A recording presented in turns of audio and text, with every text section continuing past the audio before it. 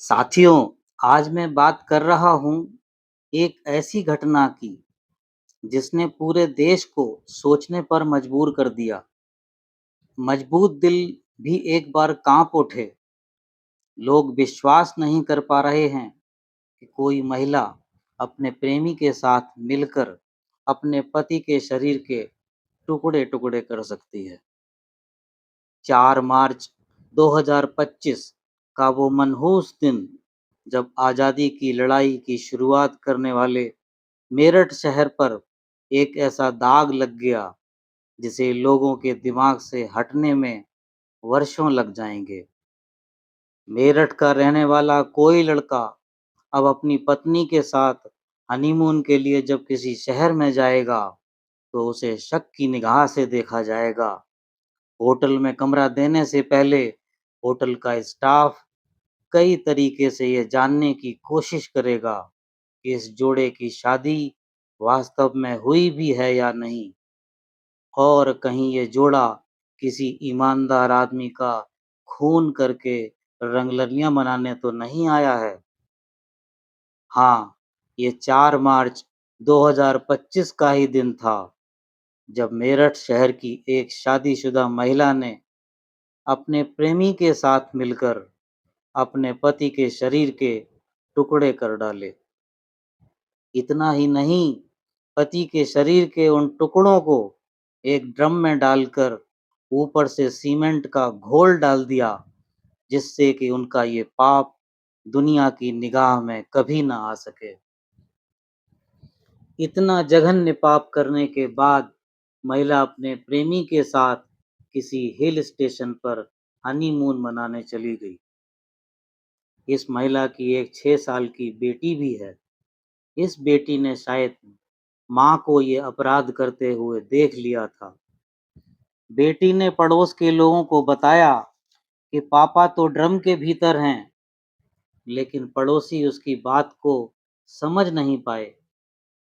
कोई 2 हफ्ते बाद जब ड्रम से निकलने वाली बदबू पड़ोसियों तक पहुंची, तो पुलिस को बुलाया गया। पुलिस की जांच से जो पता चला, उससे सारा मेरठ शहर थर्रा उठा। ड्रम से भरे हुए सीमेंट को जब तोड़ा गया, तो महिला के पति के शरीर के टुकड़े मिले। इस कातिल महिला के मम्मी और पापा ने अपनी इस बेटी को थाने ले जाकर पुलिस के हवाले कर दिया, जहां महिला ने अपना जुर्म कबूल कर लिया। महिला का नाम मुस्कान और उसके पति का नाम सौरभ बताया गया है। मुस्कान के प्रेमी का नाम साहिल शुक्ला है। शहर के अखबार इनकी कहानी से रंगे हुए हैं और शहर का बच्चा-बच्चा डरा हुआ है।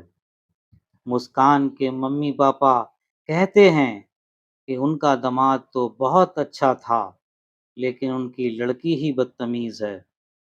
उसने जुर्म किया है और उसको फांसी होना चाहिए। सौरभ ने मुस्कान के साथ प्रेम विवाह किया था। सौरभ के माँ-बाप को ये विवाह पसंद नहीं था, इसलिए सौरभ ने अपनी पत्नी और बेटी को अलग मकान में रखा था। अपने प्यार की खुशी के लिए सौरभ ने अपने माता-पिता से अलग रहने में भी कोई विरोध नहीं किया। इतना ही नहीं, अपने परिवार को ज़्यादा खुशी देने के लिए सौरभ ज़्यादा धन कमाने के लालच में विदेश लंदन चला गया और पिछले 2 साल से वो लंदन में ही रह रहा था। क्योंकि उसका पासपोर्ट एक्सपायर हो रहा था और बेटी का जन्मदिन भी करीब था, इसलिए सौरभ अपने घर आया था। बताया जा रहा है कि मुस्कान का प्रेमी साहिल शुक्ला एक तांत्रिक है और उसने अपने तंत्र के जादू से मुस्कान को अपने वश में कर रखा था। मुस्कान उसके कहने पर कुछ भी करने को तैयार थी। साहिल शुक्ला को जब ये पता चला कि मुस्कान का पति भारत आ रहा है, तो उसने एक खतरनाक प्लान बना डाला।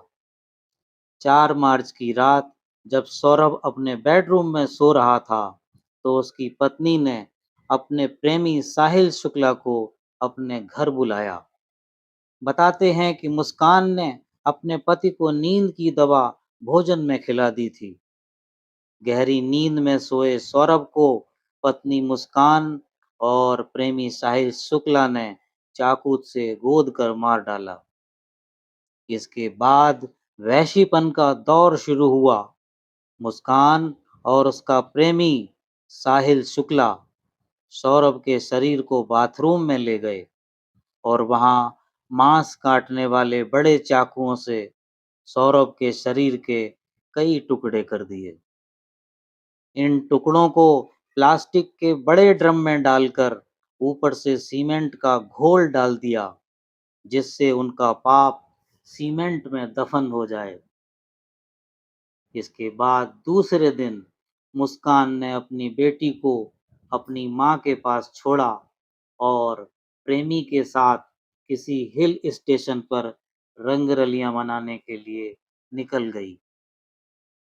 हिल स्टेशनों का लुत्फ लेते हुए दोनों ने होली भी मनाई और बताते हैं कि सौरभ की फर्जी आईडी से उन्होंने सौरभ की तरफ से लोगों को मैसेज भी किए और स्टेटस भी डाले कि वे तो मजे से हैं।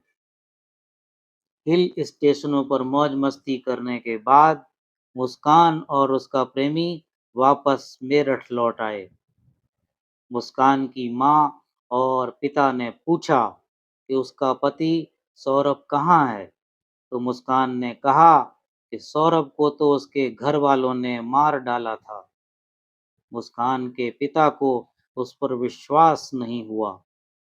अपने को खतरे में पड़ता देखकर मुस्कान के मम्मी और पापा ने उसको पुलिस के हवाले कर दिया, जहां मुस्कान ने अपने जुर्म की दास्तान को कबूल कर लिया। इस कहानी में कई पेच हैं, जिसके बारे में अभी भी पर्दा पड़ा हुआ है। जब मुस्कान अपने प्रेमी के साथ किसी हिल स्टेशन के लिए रवाना हुई, तो अपनी बेटी को उसने अपनी माँ के पास छोड़ा था। यहाँ मुस्कान की माँ और पिता ने मुस्कान से नहीं पूछा कि बेटी को साथ क्यों नहीं ले जा रहे हो, और न ही ये जानने की कोशिश की कि उसका पति सौरभ कहाँ है। मुस्कान के मम्मी पापा जानते थे कि उनकी बेटी अपने प्रेमी के चक्कर में है, जो कि एक तांत्रिक है। यहाँ पर उन्होंने अपनी बेटी को क्यों नहीं समझाया। बताया जाता है कि मुस्कान एक बार पहले भी घर से भागकर गायब रह चुकी थी। उसके पति सौरभ को अपनी पत्नी के प्रेमी के बारे में भी जानकारी थी। अब सवाल ये है कि ऐसी पत्नी पर विश्वास करके सौरभ उसके साथ निश्चिंत होकर कैसे सो रहा था। 6 साल की बेटी को अलग कमरे में क्यों सुलाया जाता था। सौरभ 2 साल से घर नहीं आया था। इतने लंबे समय तक पत्नी को अकेले छोड़ने की वजह क्या थी, जबकि दोनों ने एक दूसरे की पसंद से लव मैरिज की थी। सवाल बहुत सारे हैं और उनके जवाब अंधेरे में हैं। कानून महिलाओं का हमदर्द है, इसलिए हो सकता है कि मुस्कान को कड़ी सजा न मिलने पाए।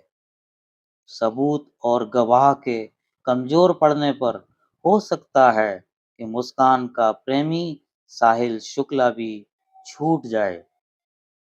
लेकिन सवाल ये है कि मुस्कान की बेटी को पापा का प्यार अब कौन देगा? इसका जवाब किसी के पास नहीं है। महादेवी वर्मा की लिखी हुई ये पंक्तियां आज याद आती हैं। अबला जीवन, हाय तुम्हारी यही कहानी, आंचल में है दूध और आंखों में पानी। महादेवी वर्मा ने ये पंक्तियां तब लिखी थीं जब उनके पति ने उनको बेसहारा छोड़ दिया था। क्योंकि महादेवी वर्मा शक्ल से बहुत खूबसूरत नहीं थीं। आज महिलाएं अबला नहीं रहीं। कहीं वे अपने पति को अदालतों में झूठे केस में फंसाकर चक्कर लगवा रही हैं, तो कहीं अपने प्रेमी के साथ मिलकर पति को मौत के घाट उतार रही हैं। देश भर में लड़कों और लड़कियों को लव मैरिज का बुखार चढ़ा हुआ है और कानून ने लिव इन रिलेशनशिप की छूट दे दी है। यानी शादी भी मत करो, फिर भी एक कमरे में पति पत्नी की तरह से रहो। बेटियों के पिता जो अपनी बेटी को परी कहते हैं, वे भौचक्के हैं और बेटियों पर अपना नियंत्रण खो चुके हैं। देश के नौजवान शादी न करने में ही अपने आप को सुरक्षित महसूस कर रहे हैं। बेटा बचाओ का नारा देने वाली कोई सरकार यदि जल्दी ही नहीं आई, तो ईश्वर की बनाई हुई ये दुनिया खत्म होने के कगार पर है। क्योंकि जब शादियां नहीं होंगी, तो ये दुनिया आगे कैसे चलेगी।